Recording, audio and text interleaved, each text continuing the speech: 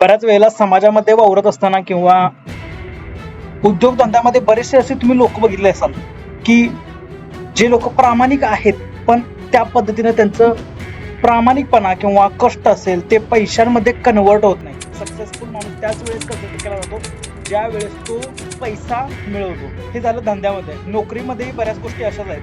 बघितलं असाल, प्रामाणिक असतात लोक, कष्टाळू असतात, बट त्यांना त्याचा मोबदला भेटत नाही.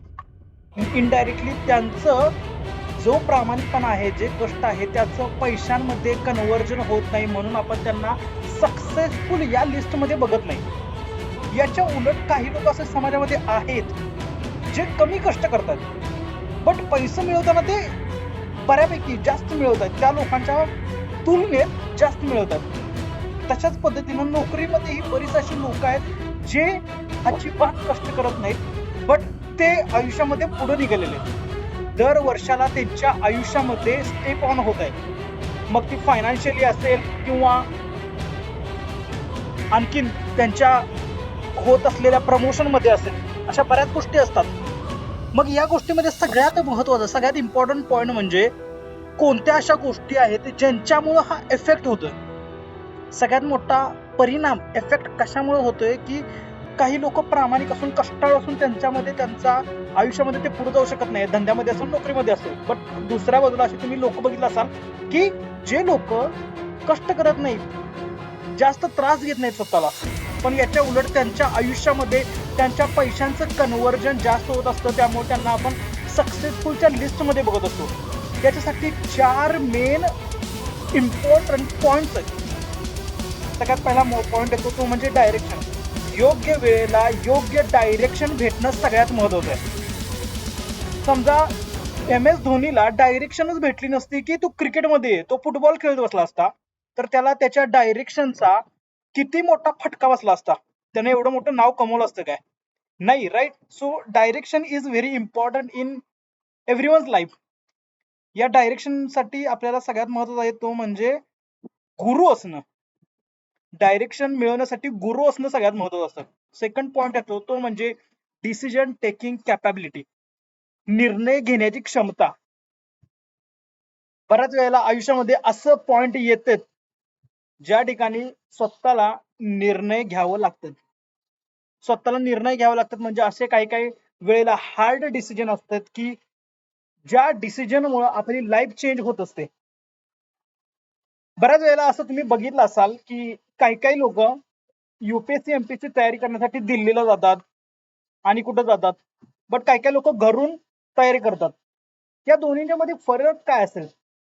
बऱ्याच वेळेला त्या लोकांच्या मध्ये, त्या दोन्ही लोकांच्या मध्ये जे लोक दिल्लीला जात आहेत किंवा बाहेर जाऊन स्टडी करतात, त्यांचं सिलेक्शन होतं, याचा अर्थ काय? त्यांनी कष्टाची तयारी ठेवलेली आहे, त्यांनी मेंटॅलिटी ठेवलेली आहे की मला तिथं जाऊन कष्ट करायचं आहे. आणि हा त्यांनी डिसिजन त्यांच्या माइंड मध्ये बनवलेला, आणि याच्यामुळंच त्यांचं जे सक्सेस आहे, त्यांचं सक्सेस कन्व्हर्जन रेट, जो सेकंड पॉइंट बनतो डिसिजन मेकिंग कॅपॅबिलिटी, त्याच्यामुळे हा पॉइंट सगळ्यात महत्वाचा बनतो त्यांच्या आयुष्यामध्ये. तिसरा पॉइंट तो सगळ्यात महत्वाचा, तो म्हणजे कम्युनिकेशन. आता बऱ्याच वेळा लोकांना वाटतं कम्युनिकेशन कम्युनिकेशन हा पॉइंट एवढा का उचलून धरला जातो, कम्युनिकेशन इम्पॉर्टंट का आहे? बऱ्याच वेळेला गोष्टी सहजपणे रिझॉल्व्ह होऊन जातात. आपण बऱ्याच वेळेला समोरच्या सोबत कसं बोलायचं किंवा समोरच्याला कसं बोलायचं, कम्युनिकेशन मध्ये पण 2-3 वेगवेगळे सब पॉइंट्स आहेत. कम्युनिकेशन करायचं की नाही करायचं. बऱ्याच वेळेला लोक डिसिजन घ्यायचे थांबतायत का? तर भीती असते. People getting afraid how to communicate with other person. हे याच्यामुळे सगळ्यात मोठा बेनिफिट होतो तो म्हणजे बिझनेसमॅन वाल्याला. जे लोक कम्युनिकेट करतात, जे बिना घाबरता कम्युनिकेट करतात, त्या लोकांचा बिझनेस कम्युनिकेशन मुळे ग्रो होतो. त्याच पद्धतीनं नोकरीमध्ये सुद्धा ज्या लोकांचं कम्युनिकेशन चांगलं असतं त्या लोकांना प्राधान्य भेटतं किंवा त्यांना आपण बघतो की त्यांना प्रमोशन भेटतं. म्हणजे एखाद्याला उगाचच भुलवायचा, आपल्या कम्युनिकेशन मध्ये आपल्या शब्दांच्या जाळ्यामध्ये ओढायचा. पण कम्युनिकेशन असणं सुद्धा एक लय मोठी कला आहे, आणि जी कला त्यांच्याकडे आहे, ज्या लोकांच्याकडे ही कला आहे कम्युनिकेशनची, तर त्यांच्यासाठी सुद्धा हा सगळ्यात मोठा बेनिफिट बनतो. बऱ्याच लोकांच्याकडे टॅलेंट असतं, कला असते, पण ती कला प्रेझेंट करताना कसं बोलायचं किंवा कसं कम्युनिकेट करायचं हे लोकांना माहिती नसतं आणि याच्यामुळे बऱ्याच वेळेला ते स्वतःचा लॉस, बिझनेस लॉस, इव्हन त्यांच्या नोकरीमध्ये लॉस, या सगळ्याच लॉसच्या मध्ये ते गुरफटून जातात.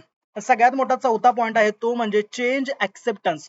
आता चेंज ऍक्सेप्टन्स म्हणजे थोडक्यात सांगायचं झालं तर जो आयुष्यात डेली बदल होतोय त्याला ऍक्सेप्ट करणं बऱ्याच लोकांना जमत नाही. ते आपल्या पास्ट मध्ये भूतकाळात एवढे गुरफटलेले असतात की ते त्याच पद्धतीनं जुन्याच पद्धतीने विचार करत असतात. एवढं लक्षात ठेवायचं की ज्या ज्या पॉइंट्सनं आपण सक्सेसफुल होऊन इथपर्यंत आलोय त्या पॉइंट्सनं आपण कधीही सक्सेसफुल होऊन पुढे जाणार नाहीये.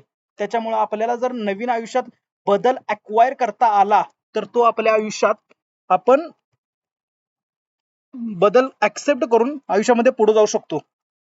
तर हे सगळ्यात मोठे 4 पॉइंट्स आहेत ज्याच्यामुळं आयुष्यामध्ये बऱ्याच लोकांचा फरक पडतो की टॅलेंटेड असून पण लोक पुढे जातात आणि काही लोक टॅलेंटेड नसून सुद्धा त्यांच्या पुढे निघून जातात.